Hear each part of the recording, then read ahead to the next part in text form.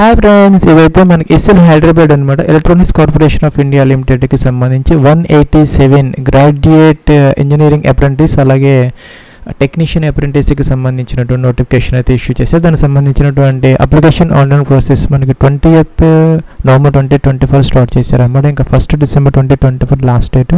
దీనికి సంబంధించి మనకి ఎటువంటి రాత పరీక్ష లేకుండా కేవలం డాక్యుమెంట్స్ వెరిఫికేషన్తో అయితే ఈ వేకెన్సీస్ అయితే ఫిల్ చేయడం జరుగుతున్నది. ఫ్రెండ్స్, ఇంకా మనకి ప్రొవిజనల్ సెలక్షన్ లిస్ట్ అనేది 4th డిసెంబర్ 2024 అయితే ఈ లింక్లో పెట్టడం జరుగుతుంది. డాక్యుమెంట్స్ వెరిఫికేషన్ కోసం మనకి 9th నుంచి 11th డిసెంబర్ 2024 అయితే కాల్ చేయడం జరుగుతుంది అనమాట. ఇంకా ట్రైనింగ్ అనేది 1st జనవరి 2024 అయితే కామెంట్స్ చేసే అవకాశాలు అయితే ఉన్నాయన్నమాట. ఇదైతే మనకి అఫీషియల్ అడ్వర్టైజ్మెంట్ 25/2024కి సంబంధించి బ్రాంచెస్ వచ్చేసరికి ECE, CSE, mechanical, EEE, EIE ఇవైతే ఉన్నాయన్నమాట. డిగ్రీ వాళ్ళకి వచ్చేసరికి 150 ఉన్నాయి. డిప్లొమా హోల్డర్స్కి వచ్చేసరికి 37 దాకా ఉన్నాయన్నమాట. ఒక సంవత్సరం పాటు అయితే ట్రైనింగ్ ఇవ్వడం జరుగుతుంది. జీఈఏ వాళ్ళకి 9,000 రూపీస్ పర్ మంత్, టీఏ వాళ్ళకి అయితే 8,000 రూపీస్ పర్ మంత్ అయితే ఈ హైదరాబాద్ ట్రైనింగ్ పీరియడ్లో అయితే ఇవ్వడం జరుగుతుంది. ఏజ్ వచ్చేసరికి 25 ఇయర్స్ అనమాట.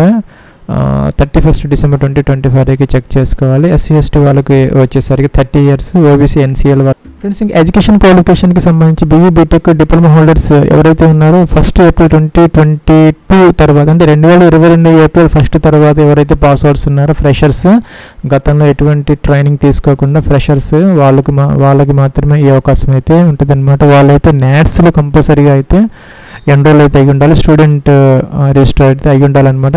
కంపల్సరీగా 100% ప్రొఫైల్ అయితే కంప్లీట్ అయితే చేసుకొని అయితే ఉండాలి. చేసుకుని వాళ్ళకైతే ఈ వీడియో కింద డిస్క్రిప్షన్లో ఒక లింక్ అయితే ప్రొవైడ్ చేయడం జరిగింది.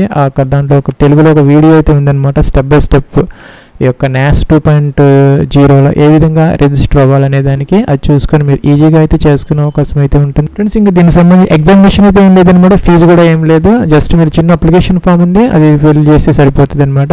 ఇంకా డాక్యుమెంట్స్ వెరిఫికేషన్ వచ్చేసరికి ఇక్కడ మన హైదరాబాద్ అయితే జరగడం ఉంటుందన్నమాట. ఈసీఎల్ ఇక్కడ corporate learning and development centre, CLDC, Nalanda complex, TIFR road, ECL అయితే జరుగుతుంది అనమాట హైదరాబాద్. ఫోన్ నెంబర్ అయితే ఇచ్చారు, కాంటాక్ట్ అయితే మీరు చేసుకోవచ్చు. ఫ్రెండ్స్, ఇక అప్లికేషన్ ప్రాసెస్కి సంబంధించి చిన్న అప్లికేషన్ ఫామ్ అయితే ఇచ్చారనమాట. వీళ్ళు 25/2024కి సంబంధించి పోస్ట్ నేమ్ అనమాట ఒకటే ఉంది, గ్రాడ్యుయేట్ అలాగే డిప్లొమా అప్రెంటిస్కి సంబంధించి NATS ఎన్రోల్మెంట్ నెంబర్ అయితే ఇక్కడ మెన్షన్ చేసుకోవాలన్నమాట. మీరు ఇక్కడ 100% ప్రొఫైల్ కంప్లీట్ చేసుకున్న తర్వాత మీకు ఒక నెంబర్ అయితే జనరేట్ అవుతుంది. లాస్ట్లో ఎంటర్ అయితే చేసుకోవాలి. క్యాండిడేట్ నేమ్ అనమాట, మీ యొక్క ఫుల్ నేమ్, మీ యొక్క ఫాదర్స్ నేమ్, మీ యొక్క మదర్స్ నేమ్ ఎంటర్ చేసుకోవాలి. Gender male female both are eligible అనమాట.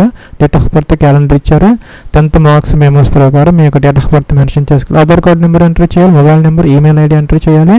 కరెంట్ అడ్రస్ అనమాట, డోర్ నెంబర్, ఫ్లాట్ నెంబర్తో సహా కంప్లీట్ అడ్రస్ అయితే ఇక్కడ మెన్షన్ చేసుకోవాలి. ఇంకా స్టేట్ ఆఫ్ డొమిసైల్ అనమాట, ఇక్కడ తెలంగాణ వాళ్ళైతే పైకి తీసుకోవాలి, మిగతా వాళ్ళైతే కింద ఆప్షన్ సెలెక్ట్ అయితే చేసుకోవాలన్నమాట.